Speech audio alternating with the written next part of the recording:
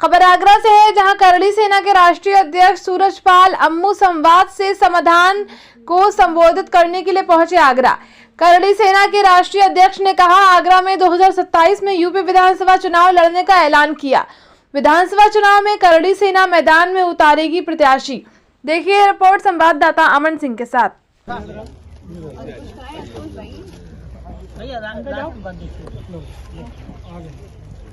सब लोगों की बात है। आज हम सब अपने आपको सौभाग्यशाली महसूस कर रहे हैं कि हमारे संगठन के संस्थापक एवं राष्ट्रीय अध्यक्ष माननीय कुंवर सूरजपाल सिंह जी अम्मू जी ने आगरा के मीडिया के मित्रों का तीसरी बार धन्यवाद आने के लिए। पहली बार आया था मैं राणा सांगा वाले इशू में, उससे पहले तो कई बार आया हूं, परंतु उसके बाद मिले हम लोग कॉलेज में। मैं उनके कॉलेज में मिले थे हम राजा साहब के, और आज आपसे मिल रहे हैं तीसरी बार। जिस दिन राणा सांगा की रैली थी, वो जो सम्मान रैली थी, वो उस दिन भीड़ भाड़ ऐसी थी, तो उस दिन हमारा आपकी मुलाकात प्रॉपर हो नहीं पाई थी। आज हम यहाँ पर राघवेंद्र सिंह मीनू, जो हमारे ब्रज प्रांत के करनी सेना के अध्यक्ष हैं, उनके आग्रह पर आज आपसे मुलाकात करने के लिए बैठे हैं। और हमारे साथ करनी सेना के वरिष्ठ राष्ट्रीय उपाध्यक्ष है ज्ञानेंद्र सिंह अलीगढ़ से, जो अक्सर विवादों में रहते हैं, अलीगढ़ मुस्लिम यूनिवर्सिटी के पीछे पड़े रहते हैं। और हमारे साथ में करनी सेना के प्रदेश अध्यक्ष हैं जो लखनऊ से हैं, आशीष सिंह राजा। अभी लखनऊ में इनकी नियुक्ति हुई है, पूरे प्रदेश में सर्वसम्मति से आपको उत्तर प्रदेश करनी सेना का अध्यक्ष बनाया। विदुषी सिंह करनी सेना महिला शक्ति की राष्ट्रीय संगठन महामंत्री हैं, वो भी हमारे बीच में हैं, पढ़ी लिखी लेक्चरर हैं। इनके साथ राजेश्वरी हैं, ये भी लेक्चरर हैं, ये भी अलीगढ़ से ब्रज प्रांत महिला विंग की अध्यक्ष हैं। मेरे साथ सौरभ तोमर हैं, जिला अध्यक्ष हाथरस हैं, जिला अध्यक्ष अलीगढ़ है, जिला अध्यक्ष फिरोजाबाद हैं, और गौरव युवा शक्ति के राष्ट्रीय महामंत्री हैं अलीगढ़ से, गौरव चौहान। अध्यक्ष जी, किस तरीके का संवाद है और क्या समाधान है जो प्रेस कॉन्फ्रेंस की गई है? आज पहले तो जो कल लाल किले पे घटना हुई है, आजकल लोग लिख देते हैं श्रद्धांजलि।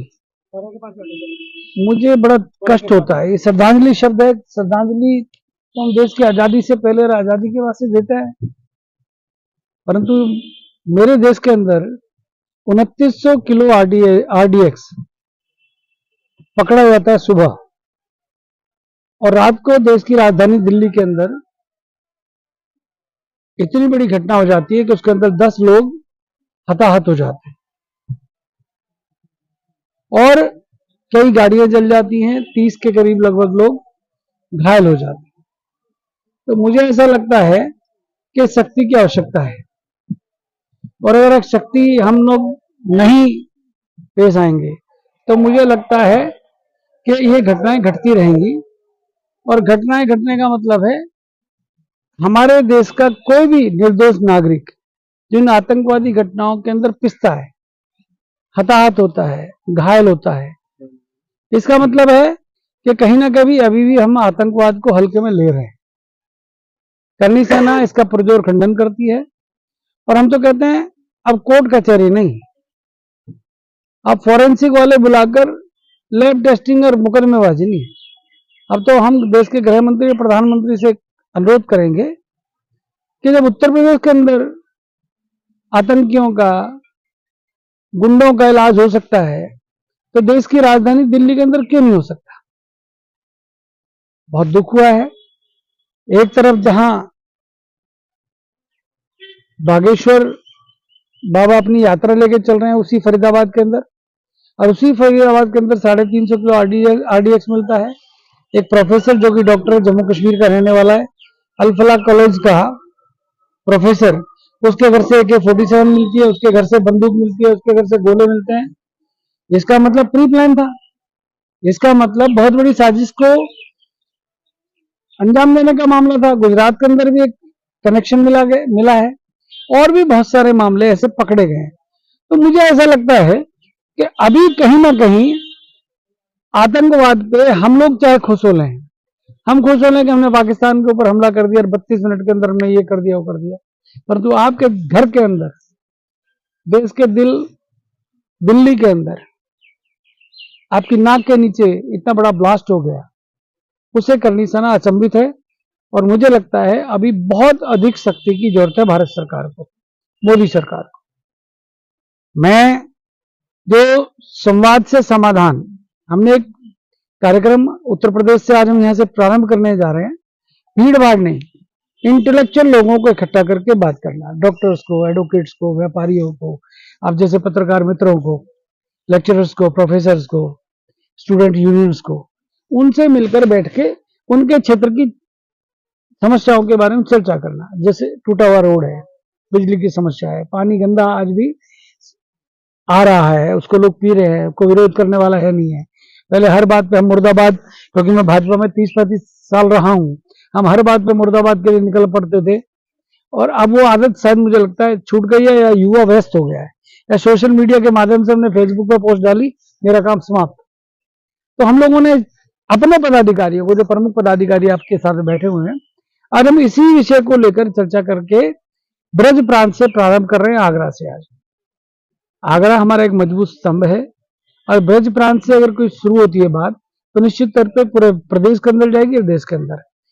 हर पंचायतों में जाकर, ब्लॉक स्तर पर जाकर, नगर परिषद के वार्डों में जाकर, वहां के जनप्रतिनिधियों से, वहां के अधिकारियों से मिलकर, पहले जनप्रतिनिधियों से मिलकर, लोगों से मिलकर वहां की समस्याओं का पता करना, उनको नोट करना और उनकी समस्याओं का समाधान करना। क्योंकि अभी उत्तर प्रदेश के अंदर आशीष सिंह राजा, जिन्हें प्रेस क्लब हजरतगंज में, यूपी प्रेस क्लब हजरतगंज में हमने जो प्रेस कॉन्फ्रेंस बुलाई थी अभी 7 दिन पहले, वहां पर हम लोगों ने कह दिया था कि करनी सेना उत्तर प्रदेश के अंदर अब कम से कम 50 सीटों पर चुनाव लड़ेगी। हम 100 सीटों की तैयारी कर रहे हैं विधानसभा की, 50 सीटों पर तो हम चुनाव लड़ेंगे। वो कौन सी सीटें होंगी, कौन सी मजबूत सीटें होंगी, ये जो युवा हैं, ये कब तक, यानी करनी सेना अब चुनाव मैदान में आएगी, और जो संवाद के पीछे और समाधान के पीछे जो वजह है वो सिर्फ राजनीति का है। निश्चित तौर पे लोकतंत्र की जो पहली सीढ़ी है वो है चुनाव, चाहे वो पंचायत का चुनाव हो, चाहे वो विधानसभा का चुनाव हो, चाहे नगर पालिका का चुनाव हो, चाहे पार्लियामेंट का चुनाव हो। ये जो युवा चेहरे देख रहे हैं, मैंने अब 37 साल की पारी खेली है, पॉलिटिकल पारी। योगी आदित्यनाथ पे आरोप लगते हैं कि करनी सेना को यूपी के मुख्यमंत्री समर्थन करते हैं, इसी वजह से करनी सेना के जो सैनिक हैं वो इस तरीके से उत्पात मचाते हैं। तो कहीं ना कहीं आप कमजोर नहीं करेंगे भाजपा को? अगर मुझे कोई एक दो उत्पात की घटना है तो बता दो, एक दो उत्पाद हमने किए हों, एक दो शरारतें हमने की हों, रामजी लाल सुमन के घर के बाहर की जो घटना को छोड़ दो, तो हमने तो प्रदेश के लिए, देश के लिए अच्छे काम किए। हमने इतिहास को बचाने के लिए, धर्म को बचाने के लिए, बहन बेटियों के सम्मान के लिए काम किया है। अगर ये इस काम को करने के लिए अगर कोई प्रदेश का मुख्यमंत्री करनी सेना का समर्थन करता है, या कोई करनी सेना के पक्ष में आता है, तो उसके ऊपर कोई आरोप लगाता है, तो मानसिक रूप से बीमार है। अब अखिलेश यादव जैसे आदमी, या रामजी लाल सुमन जैसे व्यक्ति, या जो उनके और परिवार के लोग हैं, जो परिवार में सांसद है वगैरह वगैरह, ऐसे लोग अगर आरोप लगाते हैं तो मुझे लगता है वो मानसिक रोगी है। उनको केवल एक चीज नजर आती है, सत्ता। वो किसी भी हालत में सत्ता तक पहुंचना चाहते हैं। करनी सेना क्यों नहीं पहुंच सकती सत्ता में भाई? करनी सेना का व्यक्ति क्यों नहीं चुनाव लड़ सकता? करनी सेना का युवा राजनीति के अंदर अपना योगदान क्यों नहीं दे सकता? इन लोगों को भी तो अधिकार है ना राजनीति के अंदर वोट डालने का। क्या करनी सेना वाले कोई बाहर से है क्या? इस देश के अंदर हालात ऐसे पैदा हो रहे हैं कि अब युवा विमुख हो रहा है राजनीति से। युवाओं को राजनीति से जोड़ना, युवाओं को राजनीति के प्रति जागरूक करना, उनकी इंटेंशन को प्रॉपर मेंटेन करके उनको ये बताना कि तुम्हारा राजनीति में आना क्यों जरूरी है। अगर ये लोग नहीं आएंगे, तो जो घिसे हुए चले हुए कारतूस है, जो भ्रष्टाचार के अंदर डूबे हुए हैं, सबको पता है आगरा के अंदर कौन चोर है। मैं कहना नहीं चाहता, मैं किसी सांसद, मंत्री या विधायक